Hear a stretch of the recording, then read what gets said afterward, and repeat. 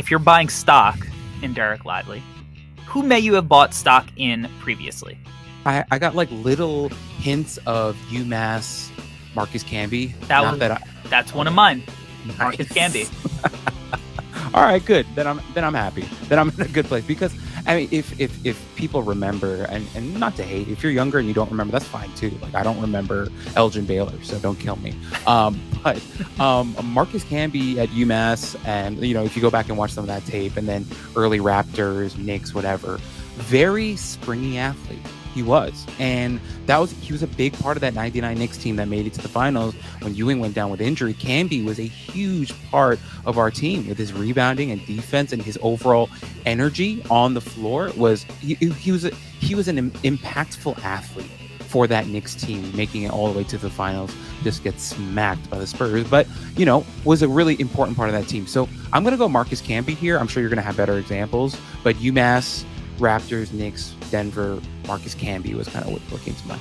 Yeah, Marcus Camby was the first guy that came to mind. Also because Camby turned into a guy who could knock down a 18-foot jumper by the end of his career. That was like his go-to shot offensively. Like catapult, pop threat.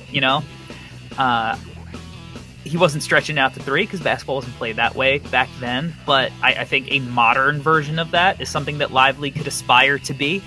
I think that he moves similarly to Evan Mobley.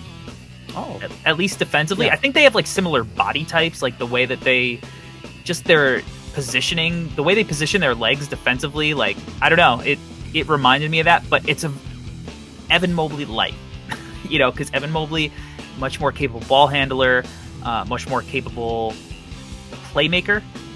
I think one of the ways I think we described Evan Mobley as an elite playmaker when we were doing his episode. So I don't think he has the same levels to his game, but I think that the way that he moves is very similar. And, I think that if he could be 85% of what Mobley is defensively, you have yourself a pretty fantastic player. And then, maybe Tyson Chandler.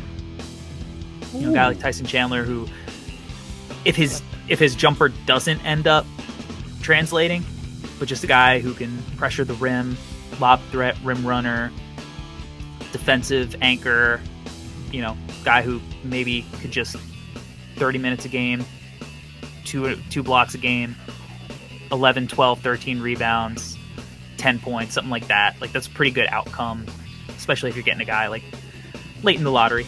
And if he adds a couple of assists and, is able to play make a little bit, all the better. Yep.